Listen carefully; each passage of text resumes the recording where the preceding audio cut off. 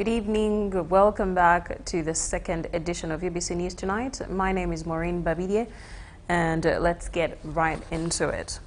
President Yoweri Museveni has pledged to donate a coffee processing and value addition plant to farmers in this area and implement the government project of giving out free coffee seedlings to every household. The Ibanda NRM rally was graced by thousands of NRM supporters who confirmed total support to the NRM party. The Angola Sub-Region NRM Presidential Campaign Crusade has entered Ibanda District on Saturday 29th November 2025. In Ibanda, thousands of party faithful have gathered at Kagongo Demonstration School grounds to embrace the trail. We achieved our target of 95%. The women have decided to mobilize for the president. The evening rally received the NRM presidential candidate Yoweri Kaguta Museveni with mountains of applause.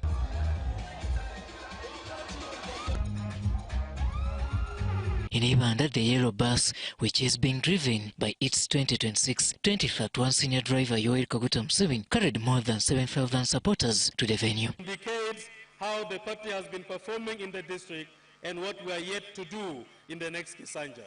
Your Excellency, the Njagamba Omurnyankore. First of all, itunkabanya Ibanda, wareba oktuisha omubwinji. Yebare mzei, obtatunajire nyuma, okatfaho. You have thought a lot about our livelihood interventions, whereby even the district has greatly benefited from parish development model. The people of Ibanda are requesting for a coffee grading factory to assist them. Museveni, as of Saturday 29th November 2025, convened 6 campaign rallies in Angola Sub-Region.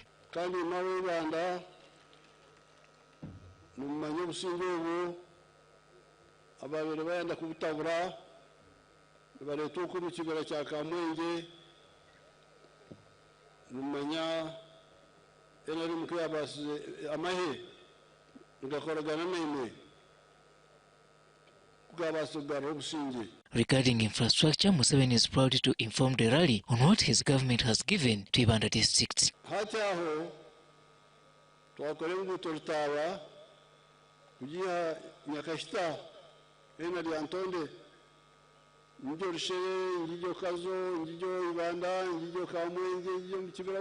Another pledge from the president goes to Ibanda district water sector.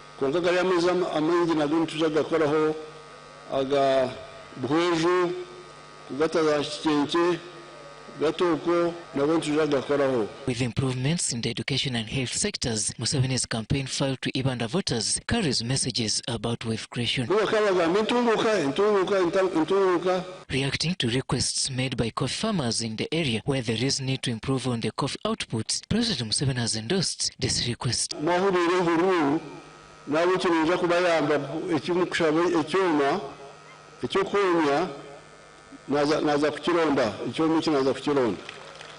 With the above, Mr. Museveni has flagged off the rally to go and be his mouthpiece.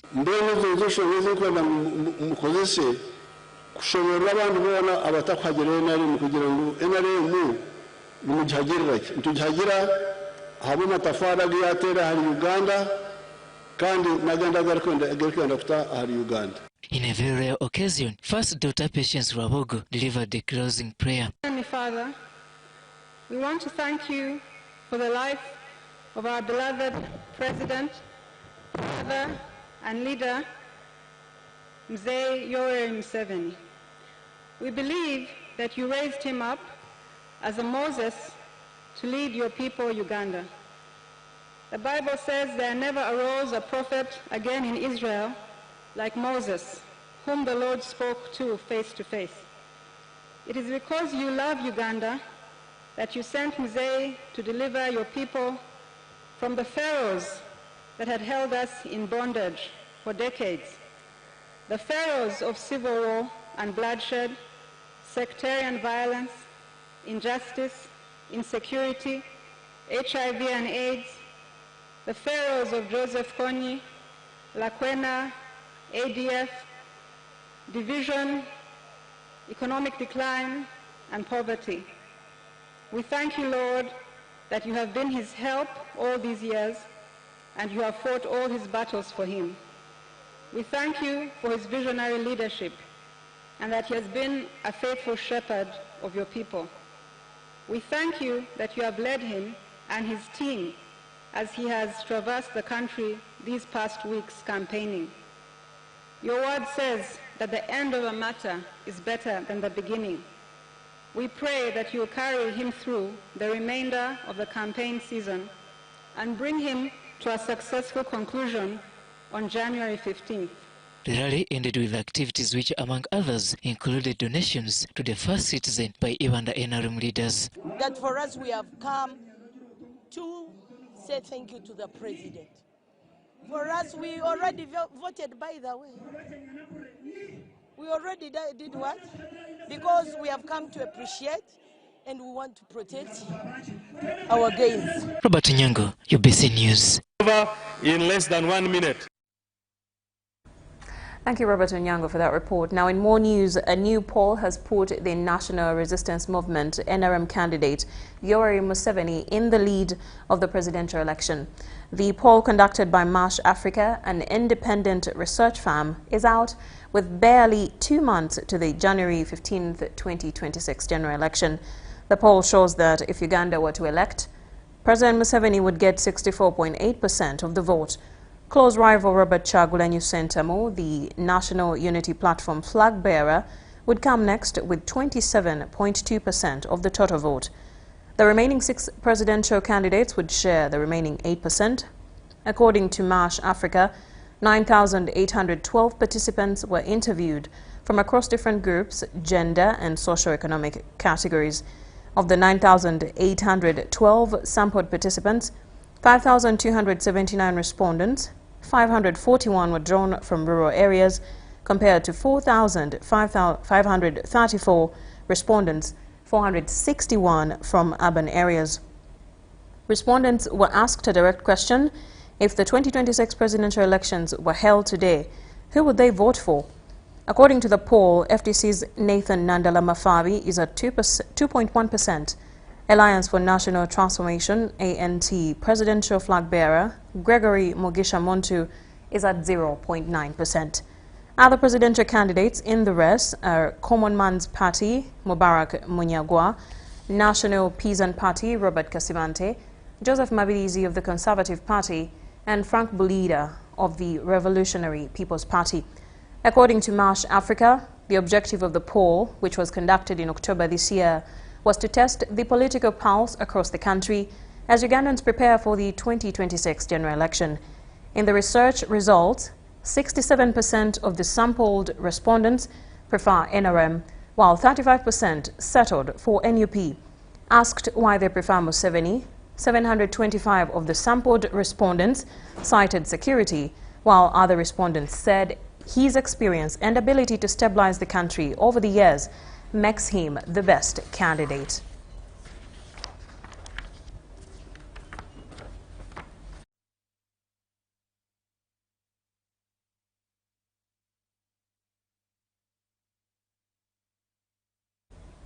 Now, on a sad note, President Yoweri Museveni has mourned the passing of former Amuria County Member of Parliament and one-time Minister of Housing under President Milton Obote, Ben Etonu. Etonu, a friend of President Yoweri Museveni, died on November 15, 2025 in Kampala at the age of 87.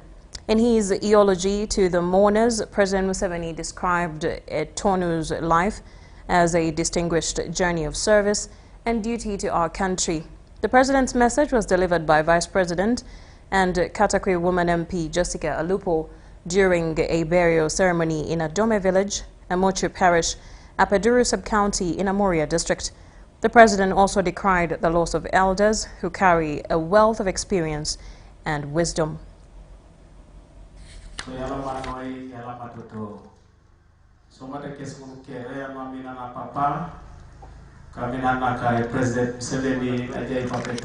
It is with deep sorrow that I received the news of the passing of Honorable Ben Etonu, who departed this life on 15th November 2025. On behalf of the government of Uganda and on my own behalf, I convey my heartfelt condolences to his wives, children, the wider Etonu family, and the people of Amuria and the Teso sub-region, who have lost a father, leader, and a statesman of great honor. It is always sad when we lose our elders because they carry a wealth of experience and wisdom. They serve as a bridge between the past and present, especially if the young people are willing to take lessons from these elders and also emulate their good conduct. Honorable Ben Etonu's life was a distinguished journey of service and duty to our country. Therefore, Uganda has lost a patriot, one whose legacy of service, humility, and dedication will remain an inspiration to generations.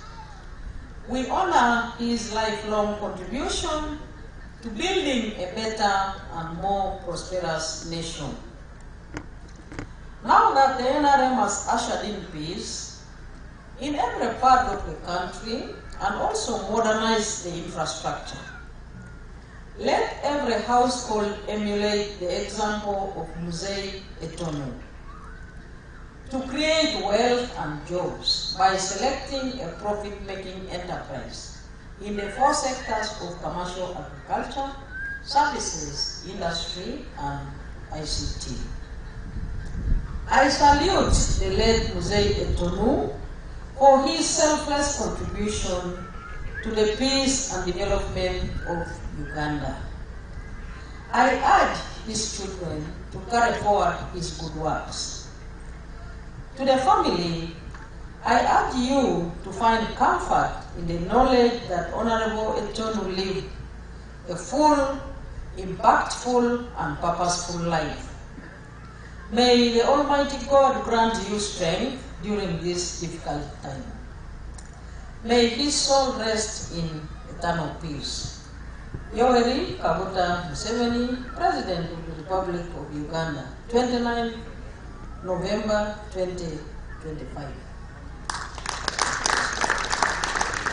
And enclosed with this envelope of the message is 10 million Uganda shillings, perhaps the burial expenses.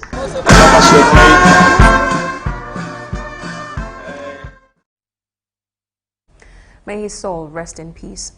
In more news, President Yoweri Kaguta Museveni has hailed science-based Muni University for contributing to human resource needs of Uganda. This was during the 8th graduation ceremony at the university in Arua City, where State Minister for Investment and Privatization Evelyn Anite represented him. Founded in 2013, Muni University has been achieving academic success as the number of students' enrollment keeps growing.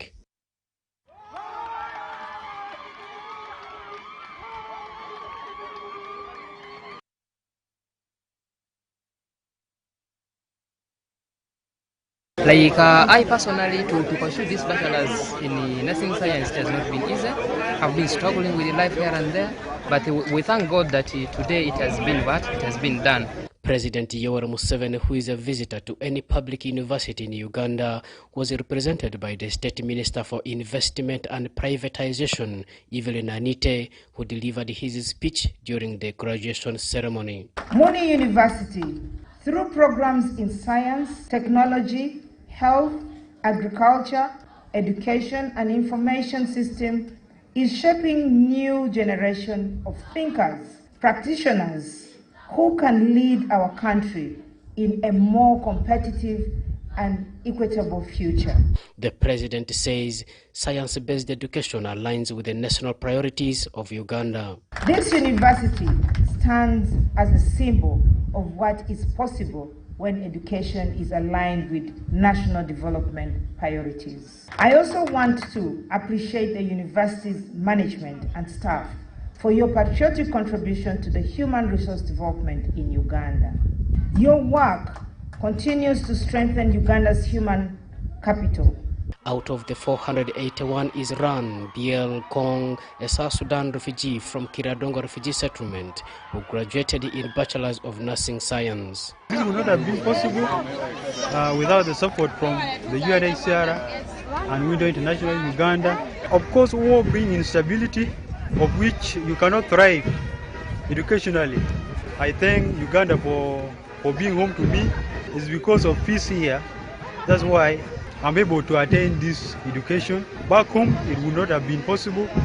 Management of the university appeals for government support in the process of expanding its academic excellence.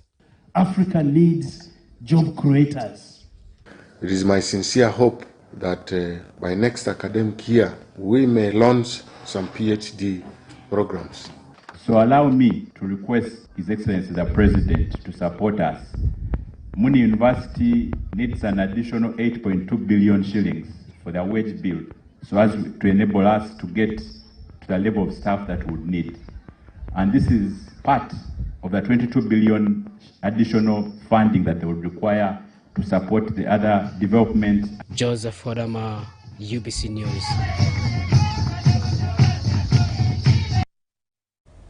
Very well then, the Deputy Speaker, Honorable Thomas Tayebwa, has urged graduates to seize available opportunities which will contribute to national development.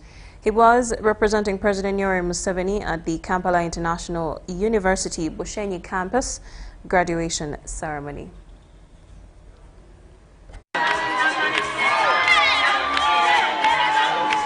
Over 2,000 students graduated in various programs at the KIU Ishaka campus in Bushenyi district.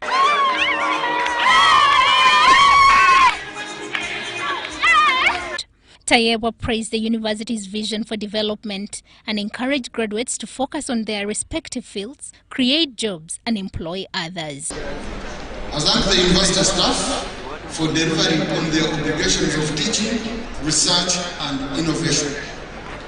I want to thank Professor Muhammad Ngoma, the Vice Chancellor, for the invitation he accorded me to grace this occasion today. I would have loved to officiate at this momentous occasion in person, but due to other national engagements, I have not been able to do so. The University Chancellor, Professor Eunice Mugaya, advised students to approach their studies with curiosity. To our graduates, the world you are entering is dynamic and competitive. Use the knowledge and skills you have gained here to be agents of positive change. Let integrity, creativity and empathy. The university proprietor Alhaj Hassan Basaja Balaba requested government support for private universities, similar to that given to public institutions. Right, Honorable Speaker, we have got 2,000, about 800 students paid by non-sport, compared to the numbers that we have in science, which is about, in total, it's about 18,000 students. If you look at the ratio, it's only 15%, then, 14-15%, which is a small percentage. But compared to Tanzania, where we have science students, which are about 7,000, and about 5,500 are paid by government. Bushenyi District Woman MP Annette Mugisha urged graduates to work for the community and avoid corruption. By engaging in different enterprises, abinji nibaguzangu taro capital, taro kwasa kugenda mu kataro kagura capital, you start small and grow big. Otherwise, nimbashaba mwagenda mu field, go and be different. Graduates expressed readiness to create opportunities. We've had a lot of challenges, but I thank the Almighty God that I have achieved this. I believe I'm going to be good in service.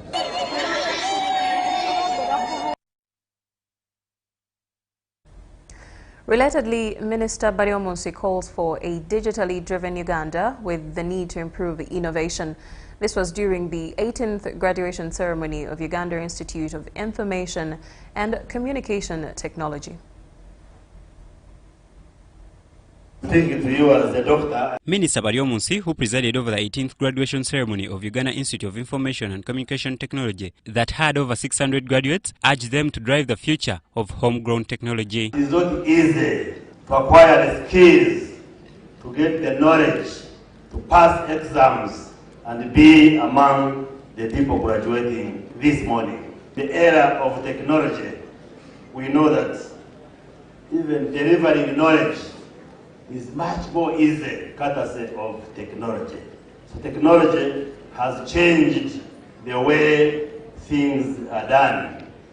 And where we stand today, technology is, or ICT, is the in thing. It was hinted that Uganda should have an ICT certification institute for producing experts in information technology. The Ministry of ICT and National Guidance that is supervising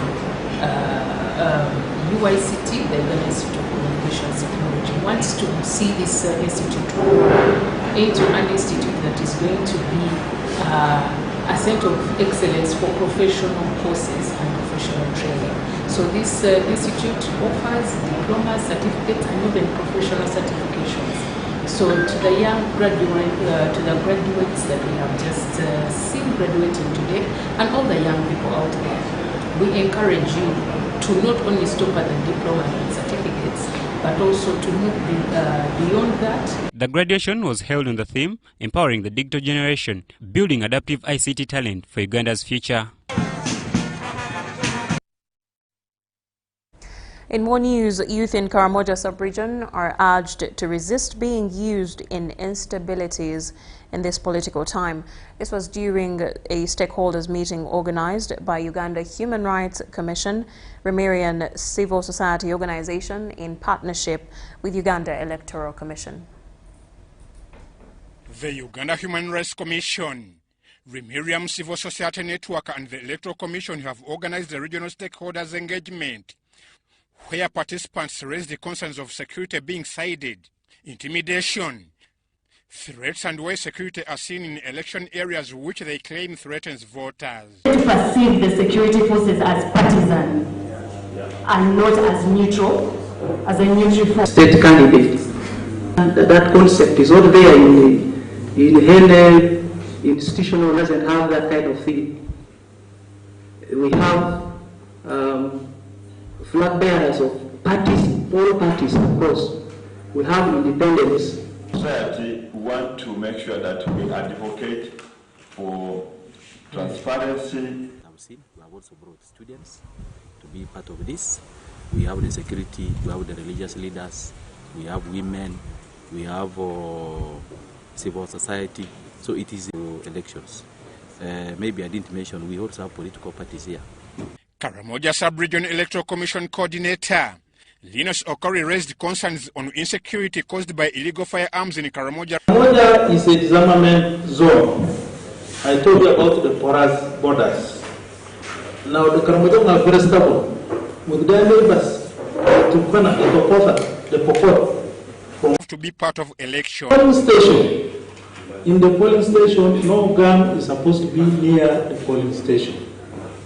The constables we deploy in the polling station actually are not armed. Simon Nangiro called upon youth not to accept to be used in instabilities. Be peaceful, share our problems, don't be violent, doesn't help. Learn sitting down and calling elders to mediate your issues. Moroto Assistant RDC Maka Awol Musoka urged the Electoral Commission to distribute voter local slips in time to allow people know their polling stations. Dispatch the voter location slips early enough, given that some polling stations have been marked or new ones created and others relocated for conveniences and planning purposes.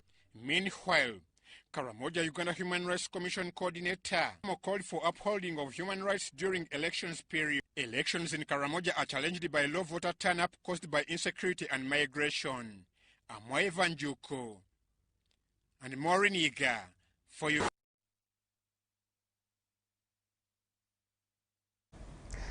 In Nakaseke district, NRM government have shown a great improvement in service delivery, especially the social infrastructure, since taking over power.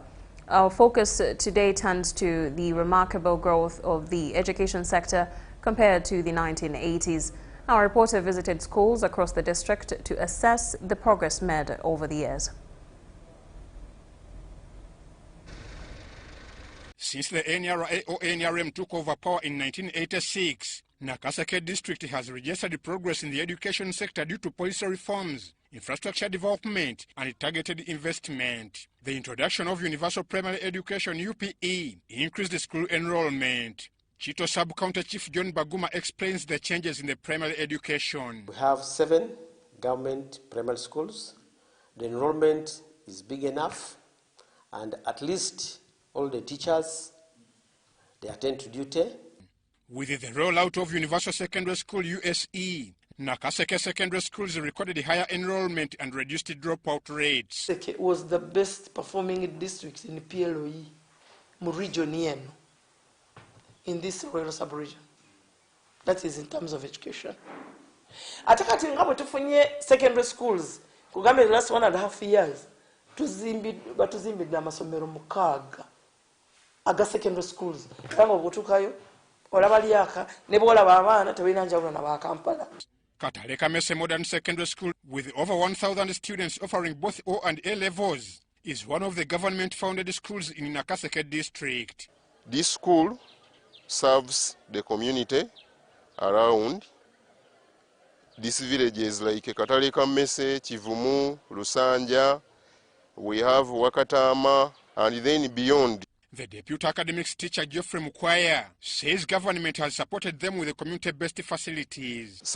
Chikamulo City Secondary School, with over 400 students, is also offering learning resources and improved academic performance to communities. This school has had a great impact, especially to the parents of this area, because the next school, the neighboring school, is Chiwoko SS, then Nakaseke.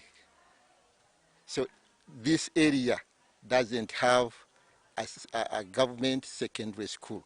That's why within just a few months, the population is at that. With the state-of-the-art classroom blocks, laboratories, and ICT integration programs at the school, the headmaster Haji Bwete Ismail is optimistic this will expand and improve learning conditions. The government pays fees for the learners, laboratory equipment, textbooks, and other instructional materials. And as I speak now, our laboratories are fully fledged. I urge the government to help us with those particular facilities. First of all, we don't have the science lab. What we have at the moment is a lab store. No, the school needs to be fenced. People move around every time because the school is open. That has given me a challenge. You may be at around the 8 p.m. and you see somebody is saying, "Where are you going, sir?" I have a garden in the other end. I always pass what? I always pass here. In the meantime, the NRM government has constructed and renovated several primary and secondary schools in Nakaseke, established Nakaseke Core PTC and vocational institutions, deployed more teachers, and improved their welfare. Amwai Vanjuko for UBC. In more news, the Banyabindi community is asking government to officially recognize their cultural institution as they continue to seek support for their resettlement. Led by their King Mugisha Elisha Atenyi, the community met the Minister of State for National Guidance, Godfrey Kabianga, who reaffirmed government's commitment to resolving their concerns. According to the minister, the Ministry of Lands has already written to the head of state regarding the Banyabindi issues.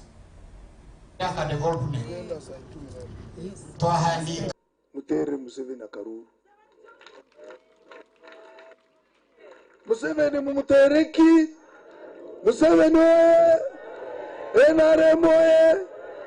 I'm very grateful to receive him for having come to meet the Banyavindi community and what he has promised, in addition to what he has already done for the Banyavindi.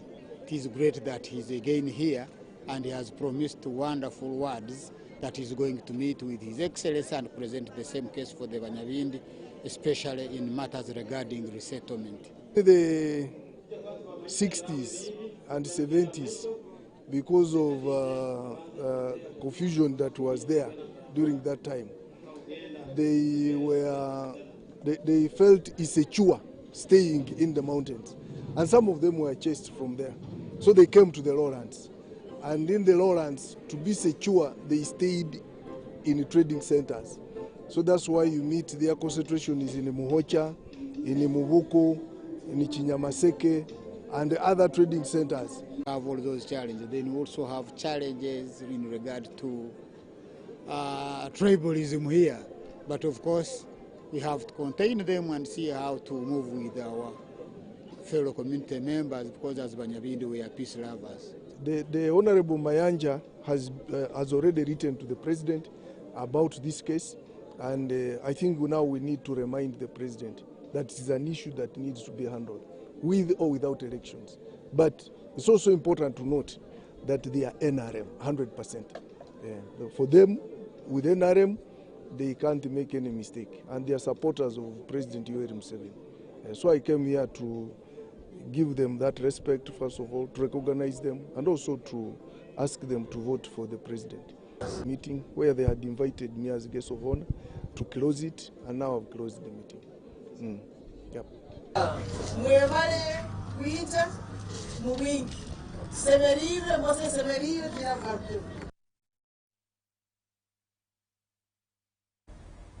Now, President of Caritas Uganda, Bishop Severus Jumba, has urged young communities to embrace responsible parenthood, saying this is critical in reducing the rising number of vulnerable children who depend on such programs for survival.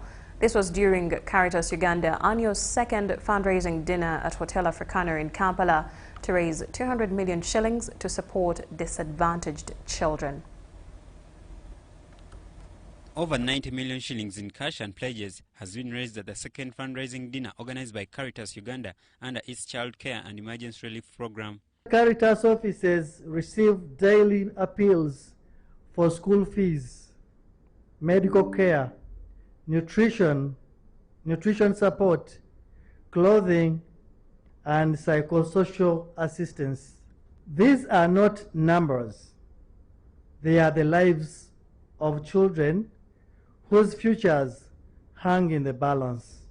The dinner, held at Hotel Africana in Kampala, aimed at mobilizing 200 million shillings to support vulnerable children with access to basic education. Uganda is facing a worrying reality. 1 in every 4 children is out of school, mostly due to poverty and recurring emergencies. The purpose is to ensure that those children who are terribly disadvantaged are also given an opportunity to go to school. Chairperson of the Buganda Culture and Development Foundation, Bukadef, Dr. Benon Sekamate, applauded Caritas Uganda for championing childcare initiatives. Children must go to school. But most importantly, the boy child, who by divine creation is given full responsibility to manage earth, should be given top priority. That is our conviction. We also have to create an awareness that when you produce a child, you make sure you bring them up. You don't just produce and leave them without support, morally, spiritually, and academically in schools. The resident city commissioner, Nakawa Division, Edison Benessa, has urged the youth to be more patriotic and vigilant in all their endeavors so as to ascertain success in all they do. We have a report. Take this singular honor and privilege to pass you out officially as cadres of the Reserve Force of Nakawa Division. Thank you so very much. While passing out over 200 UPDF Nakawa Reserve Force members that have completed a year's Mchaka and patriotic courses, the RCC Benessa says that many Ugandans are so negligent at having the love for their country, a factor which puts their future at stake. I don't have any shade of doubt that the resilience that you have exhibited is sufficient to qualify you to be referred to as patriots of this country. You are patriots.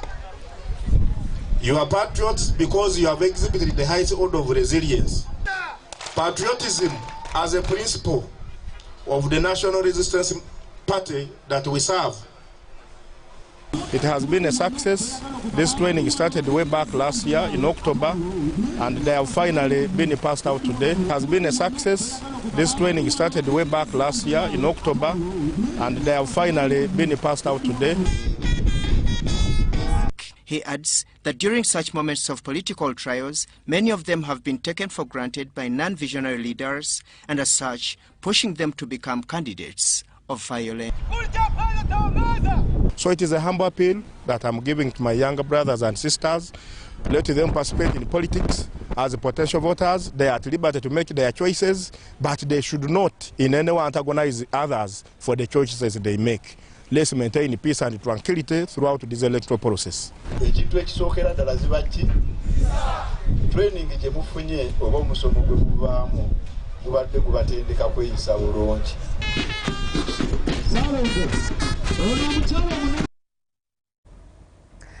Now, the Uganda Health Professionals Assessment Board is set to conduct its second national examinations for health trainees beginning this Monday, December 1st, 2025. The board has issued strict guidelines to ensure integrity and professionalism as nearly 100,000 candidates prepare for the two-week assessment. The Uganda Health Professionals Assessment Board says it has completed all preparations for the December national examinations for health trainees. The two-week assessment, which runs from 1st to 12th December 2025, will cover candidates in nursing, midwifery, and allied health programs. Addressing stakeholders at the Uganda Health Professionals Assessment Board headquarters in Ntinda, Executive Secretary Helen Kakarisa Kataratambi urged supervisors, invigilators, and school administrators to maintain the highest levels of commitment, vigilance, discipline, and professionalism throughout the examination period. What you do and how you do it will determine the credibility and success of this national exercise. Kataratambi also warned against any form of examination malpractice and reminded schools that no trainee should be denied access to assessment due to unpaid school fees. I strongly request you do not tolerate any engagement in facilitation or promotion of any malpractice of any form. Report any form of assessment malpractice and properly record statements with assistance of Uganda Police. She further cautioned the 215 approved assessment centers across the country against compromising invigilators, saying such actions threaten the credibility of the entire examination process. Uganda Health Professionals Assessment Board, BIS head of assessment, Naswa Juliet Twesije, took stakeholders through the detailed do's and don'ts required to ensure a smooth, credible, and transparent assessment exercise. All invigilators should properly guide candidates and shall give the album to each candidate to sign for the paper done and assessment card.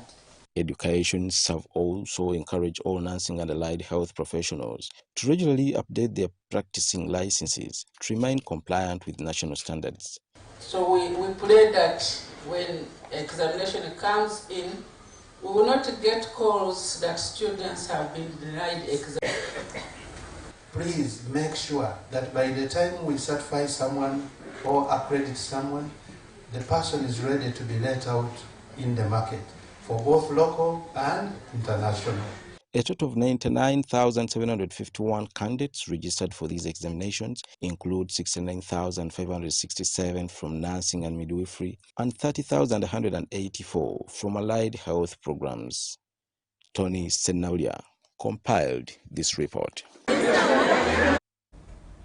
Thank you so much. Now in more news, Ministry of Lands has cancelled 6 land titles in Mbarara City and Ibanda district following long-standing disputes between Bibanja holders and landowners. The decision follows an intervention by the Minister of Lands, Dr. Sam Mayanja, in cases that have led to the arrest of 60 people and the death of 8 others. Minister Mayanja began his visit in Renjeru, Mbarara City North, where he met over 100 residents who were evicted from Plot 53, Block 34. Residents led by LC1 chairperson Bampingira Moses, Charles Muhairi and others explained that the dispute dates back to 1992. In 2013, the government purchased the land on behalf of the residents, and in 2017, Land Board Commissioner Baguma Isoke delivered the title deed. So, mwebalenyo abantu bafe aberenjeru mubere bakakamu nti ensonga zamwe ziri ku commission era twazitwalanga kintu kikulu. Residents accuse Mujuni Godfrey, Bitabara John, Mufude Dasan, known as Musoga, Sanyu Rosemary and Captain Sunday of torturing them, leading to the arrest of 60 residents. Minister Mayanja ordered the arrest of Captain Sunday, directing that he be prosecuted for the alleged torture. He also instructed the Lands Commission to process and issue land titles for all affected residents within 1 month. At Chembogo village in Wisheshe, Ibanda district, the family of late Michael Byesizibwa has been embroiled in a 29-year land dispute that resulted in 8 deaths, including that of police officer Sulaiman Chemongez.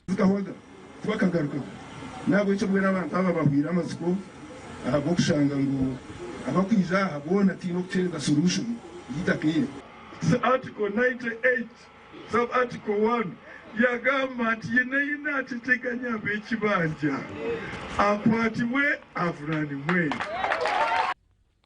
Family representative Ronald Tushabe narrated how the conflict began, and Babazi Vincent, a relative, allegedly forged a land title and a will. The minister ordered the cancellation of Babazi Vincent's title deed. He also directed the family to redistribute the land according to the original will of Mzee Michael Byesizibwa, with proper title deeds issued to rightful beneficiaries.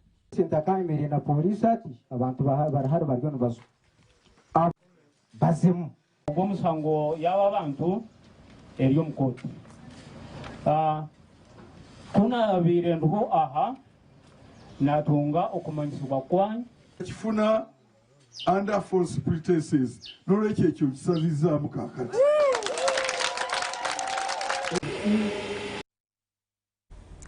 An extraordinary coalition of climate change experts and young innovators from across Africa has convened in Kampala for the 2025 African Climate Innovation Challenge. The event, organized by Green Africa Youth Organization with partners, aims to empower youth-led startups with solutions to address the continent's growing climate crisis. The 2025 African Climate Innovation Challenge has brought together bright young minds focused on turning Africa's climate challenges into entrepreneurial opportunities. The challenge is an initiative of the Green Africa Youth Organization and the startup Launch Africa. We are having so many ideas and entrepreneurs coming up, and this is quite inspiring in a sense that we are driving the economy towards net zero and sustainability. As young people, we wanted to find out how can we support our fellow young people to help their communities whilst at the same time generating income from it. The event climaxed with a competitive startup pitch session highlighting innovation is rooted in indigenous knowledge and community-driven solutions. We are driving innovations into our indigenous knowledge and perspectives through supporting and mentoring young people, and also through clustering them in different working groups. For example, we have young people in sustainable fashion. They are harnessing waste from banana fibers to make good packaging materials, including bags. Among the standout presenters was Helen Munyasa of Hilton Traders Limited, whose enterprise transforms plastic waste into a profitable climate-smart product. The problem I'm solving is plastic pollution and carbon footprint caused by the imports. So us making these sewing threads here locally greatly helps to alleviate these problems. Partners say the challenge puts youth at the center of climate decision-making. See clear collaborations that can actually bring market entry, right? Going beyond, say, Uganda, for example. And this is a thing that I think is really important when it comes to collaboration. Having somebody in another market that can actually help you launch in that market. This year we are awarding $50,000, and we are hoping that as the years progress, through the collaboration with our partners and support of our sponsors, would increase the number of people in the cohorts, also increase the number of finalists, and then also increase the number of amount of money that is awarded as cash prize. UNDP Uganda says the initiative enables young people generate income while protecting the environment. Your innovation can make a difference. It can make a difference in finding the solutions. It can make a difference in creating opportunities for others, and it can make a difference in fulfilling that desire in your heart to be an innovator. Organizers say it provides a space for youth to develop practical, income-generating community solutions. Champions Robaloto from Togo and Famita Eloko from Morocco each took home $10,000.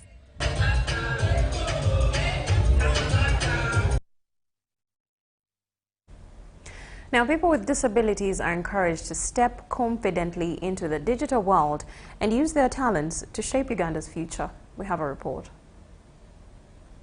The message came from the National Female MP for Persons with Disabilities, Laura Kanushu, as over 100 young people with disabilities graduated from Tunaweza Foundation's ICT programs. Is here to preside over a graduation ceremony for young people, especially young people with disabilities at Tunaweza Foundation, and I want to congratulate them. Kanushu said the graduates are proof that disability does not define a person's potential. Don't sit down in your village and cry and pity party and say I am a disabled person. No, we are no longer in the era of where people with disabilities could not do anything. So please make use of the government programs and make sure that you make your lives useful. For many of the learners, today's certificates represent years of pushing past stigma, isolation and being underestimated. Trained in software development, web design and digital marketing, they now stand ready to take on opportunities that once felt out of reach. I learned this program from my friend. She connected me to Tunaweza staff members, that's Paul and Jeffers. At first I didn't know anything about computer, any software skills. Dr. Maggie Chigozi assured parents of persons with disabilities that national programs include them. The computer, all of them can work on it. If you cannot see, you can work on it. A different, a different one, and another one for those that can't hear. So they have really had great training here. They graduated today, and they are looking for employment. So. And the development of a national artificial intelligence strategy and policy with the governance framework is built on one principle: technology must leave no one behind. Tunaweza's acting director, Doreen Nachibule, called for more community awareness to end stigma. Those mindset programs, I call upon all organizations, government programs, media houses. As you're doing your work, because people take a lot of time on media and listen too much to the big organizations like the government of Uganda. Show the capability. Don't leave people with disabilities out. Where is the cameraman? Now, the African Soup Active Learning Project has held its annual conference at Namutumba Primary School in Namutumba District. The event brought together teachers, learners and education leaders to renew their commitment to learner-centered education. This is all because of active learning. We are here. Held under the theme Active Learning in Action, Celebrating Progress, Inspiring Impact, this year's conference highlighted the ongoing efforts to strengthen active learning in classrooms, an approach that not only engages learners more meaningfully, but also empowers teachers to become researchers in their own practice. We celebrate you today because you are innovators, you are mentors, and you are champions of change.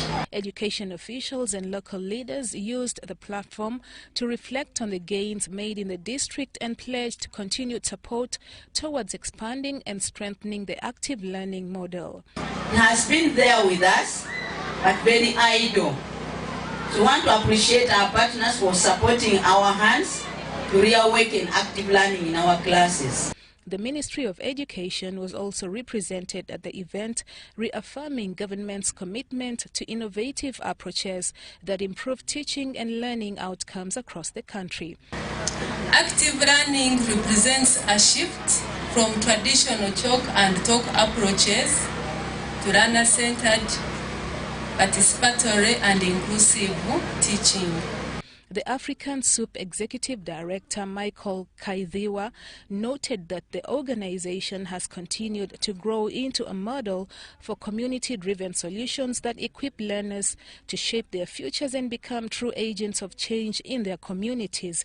What we have discussed here is more than a theory.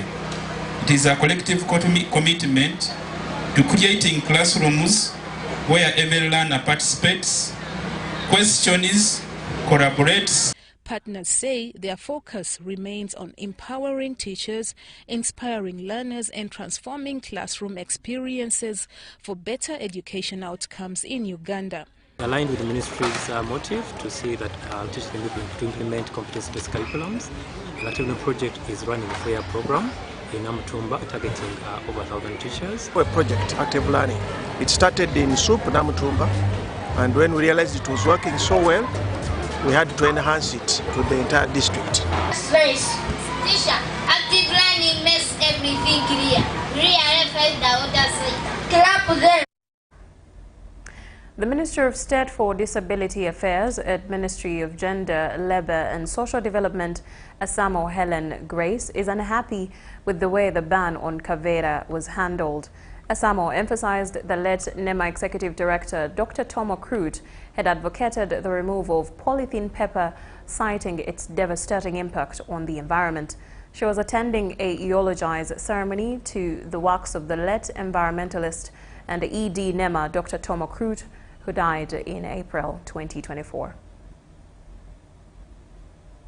Of each and every one of us. The late Dr. Tom Okrut's service beyond self led to the initiation of a number of projects to safeguard the country against environmental degradation. Tom was good. Tom was so loving. Tom was a friend to everyone. Tom was so caring. One thing I always remember from one of his famous adages, he always says the weather has spoken. So even if you build in a swamp, the weather will speak. And that time Tom was coming in as the ED of NEMA. So we worked very closely because you know that for you to talk about environment, you need to understand the science. When he started our church, Dr. Okrut contributed towards the construction of the church. The Minister of State for Disability Affairs, Asamo Helen Grace, says the spirit of Dr. Tom Okrut will never be happy about the current environmental destruction. And we must remember that when the fight for the Kavera was on, Dr. Okrut was on the forehead. Simple as he was. He tried his level best. But we know what our country is. People say, no, let's take this microwatt, what. He said, this, I want this thing out. It spoils the soil. The wife to the late Tom Okrut, Dr. Rose Ademun, says the love, care and support from His Excellency the President of Uganda, General Yoweri Museveni, supported the family under difficult times. I want to appreciate the President of Uganda for listening to me, loving me, appreciating my wisdom. He sometimes says, Ademun, how are you able to know everything? Ugandans have been urged to be vigilant with their health and behavior so as to ensure proper mental health. This call has been made by Dr. Paul Eshenya Onwe, a senior psychiatrist with Care Fast Recovery Homes in Entebbe. Do not even know where to go, where to start, but these conditions can be managed. And indeed, we are helping people today, and they are recovering, and they are going back to the society, They are going back to school. They are going back to their day-to-day activities. Mental health professionals are very few in Uganda. Psychologists are very few. Psychiatrists are very few. So that is challenge number one. And there are resources to pay for this treatment, because this mental health treatment is a bit expensive. We would call on the government, because if government comes in to support, we shall have a subsidized treatment due to drugs. This is a serious warning to all Ugandans and the whole world. We should know that all of us, we are victims of mental illness. So we should take the initiative to go for further assessments, to consult the medical team for our mental health. With Momo, you have the power to pay your bills fast and conveniently using your phone. Dial *165*4# or scan to download Momo app and pay for water, electricity, TV, school fees, and much more. It's simple and saves you a lot of time. Just pull out your phone and pay. That's Momo. That's the power to be more. This is our home, our land, our Uganda. From the rolling hills to the busy streets, from the farmers in the fields to the students in classrooms, we are one people. Elections are a time to choose our leaders, not to fight our brothers and sisters. When violence enters the ballot box, the future of our country is wounded. But when peace leads the way, our nation grows stronger. On election day, choose unity over diversion, respect over hatred, and dialogue over distraction. Love your country, protect your fellow citizens, stand for peace, and say no to electoral violence. This message is brought to you by the Global Election Observation Mission, GEOM, in partnership with the Uganda Electoral Commission. Informed citizens, strong nation. Kabogosi, where are you coming from? From NSSF. NSSF? You traveled all the way from Namaguli to get NSSF services. Lekanawe. You work with the era. NSSF is now everywhere. But I show you. You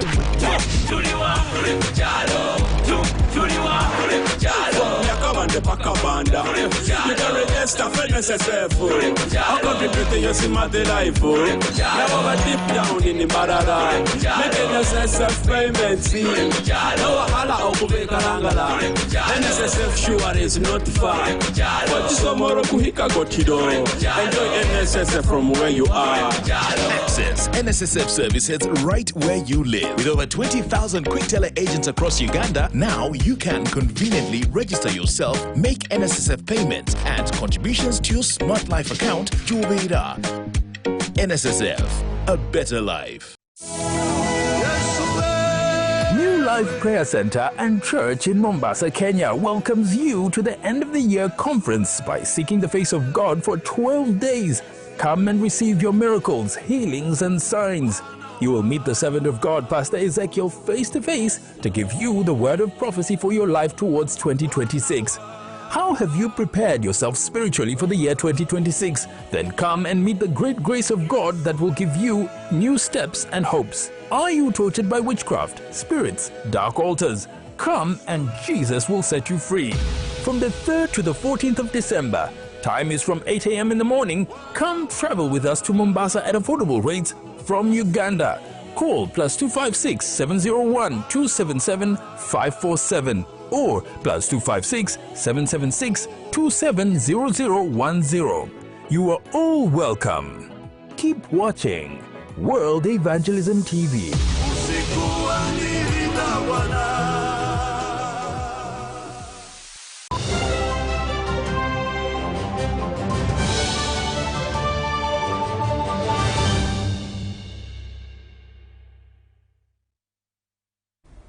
Welcome back from the break. In business, the Ministry of Agriculture, Animal Industry and Fisheries is working with partners like Kampala Capital City Authority and CABI to create awareness among farmers and traders about the dangers of agrochemical residue on tomatoes and other vegetables. Senior Agriculture Inspector from the Agrochemicals Control Division at the Ministry of Agriculture, Animal Industry and Fisheries, Sylvia Nantongo, confirms that most farmers don't observe the withholding period between when the crop is sprayed and harvested. Agrochemicals play a crucial role in food security. However, there is a global concern centering on their effects on human health and the environment. The Ministry of Agriculture, Animal Industry and Fisheries is working with private sector players in the agrochemical industry and civil society organizations like CABI to train traders on pesticides risk reduction. We are sensitizing the different people in the chain of the tomatoes to ensure that we do not use pesticides after harvesting the tomatoes for the safety of human health. We've decided to focus the campaign on tomatoes specifically, and we are not saying that other fruits or vegetables, they don't use chemicals, but we wanted to start with one, because with the tomato, almost always you'll find that there is chemical use, there is high chemical use. Agricultural specialists say that, for instance, some farmers do not observe the withholding period between which a crop is not supposed to be harvested after being sprayed. We are engaging vendors on the same issue of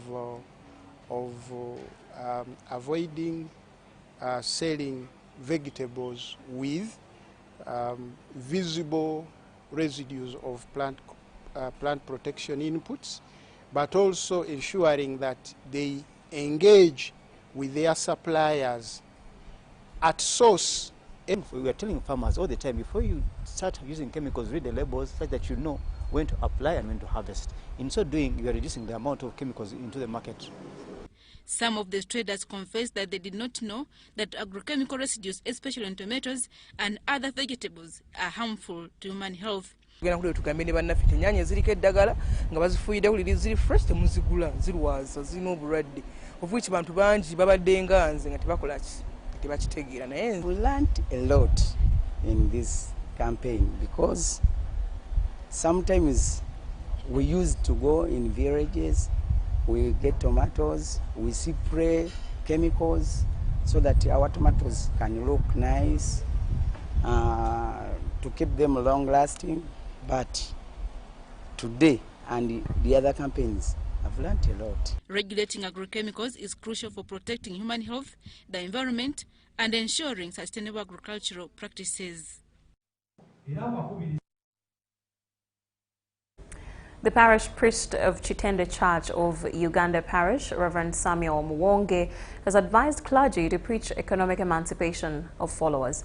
He was addressing corporators and investors of Nanchinga Development Club Limited, where he said church-led development initiatives strengthen ministry and improve livelihoods. People only to go to heaven, and pastoring a yearning or an empty soul is very painful. Reverend Muwonge emphasized that the church and Bible uphold economic empowerment as a Christian duty, promoting care for the poor, stewardship of God's creation, and compassion. He noted that this can be achieved through education, business support, generosity, and encouraging economic freedom among believers. As a church, Jesus left us with a formula, and the formula is number one, tradition, reason, and scripture. Now, we decided that as we come to be fed spiritually, we should also be fed physically and financially. The vision bearer of Nanchinga Development Club Limited and senior lecturer at Ndeje University, Dr. Primoz Nakaziwe, stated that the circle has strengthened unity within the congregation and injected hope and development into church activities. We don't eat our capital, so the capital stays, and then for us we only survive on the profits that we make. It's a smart investment model for the Christians. The chairperson of Nanchinga Development Club Limited, Sevagala Godfrey, revealed that the circle has so far accumulated investment capital of over 320 million shillings, from which members are already earning dividends. Now, what we do with the savings, we invest them. And when we invest them, we get profit. and the members get dividends, which has helped them to change their welfare. All church organizations and other community members, that saving does not mean that you need to have a lot of money. The little you have, you can save and be along with others.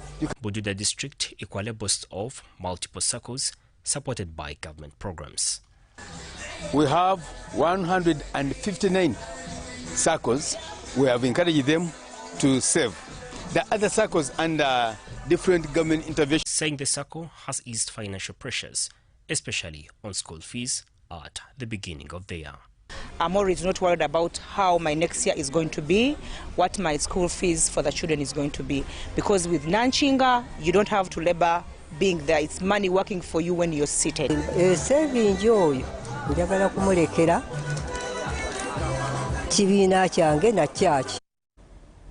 Great initiative there.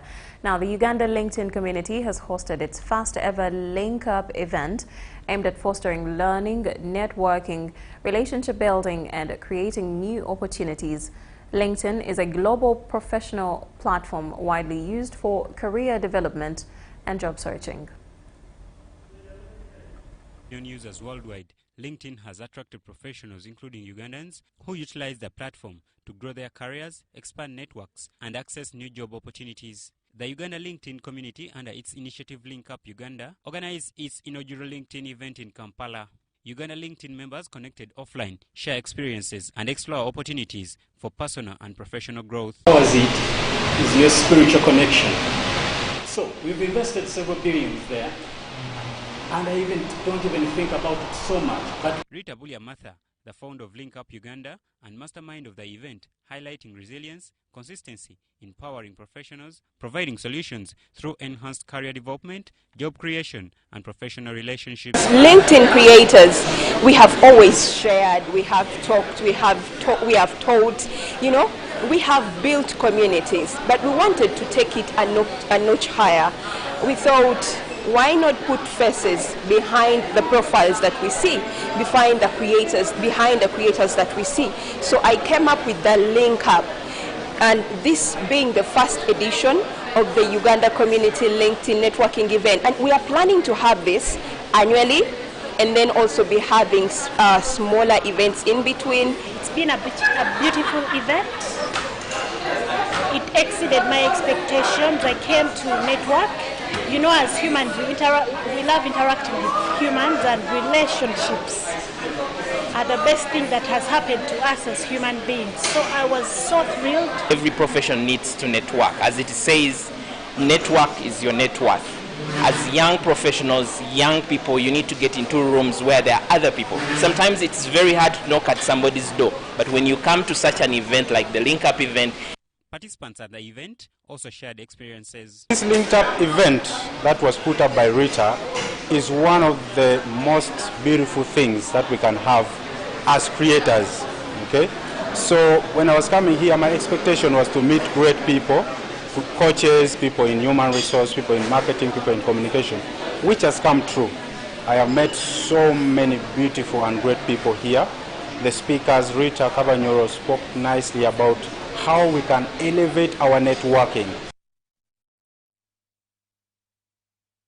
Now, learners of Nalugu Umea Primary School are now benefiting from food leadership education programs that was launched in 2024 by Act for Food, a non-profit organization to combat food crisis in schools. Act for Food, in collaboration with World Program, is committed to helping community through food security empowerment. Over 13 million learners were registered in more than 75,000 schools across the country in 2024, according to Education Management System. Some of these learners faced challenges like long distance, food crisis, weather-threatening learning environment, among others.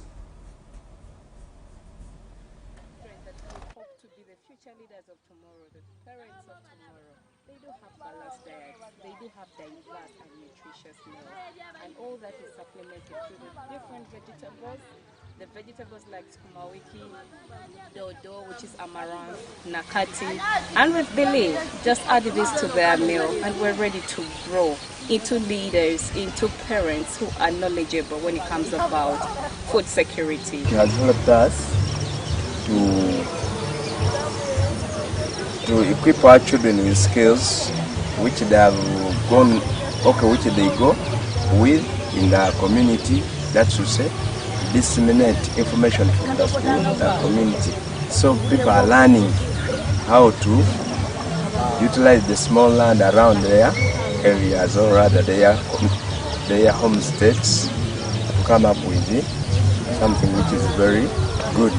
My call, the government or to the able bodies, is to equip us with more equipments. Like the hose, we have a problem of hose. We have a problem of like we don't have enough watering cans. We need something like racks, garden racks. We need like the seeds, because these seeds we buy them.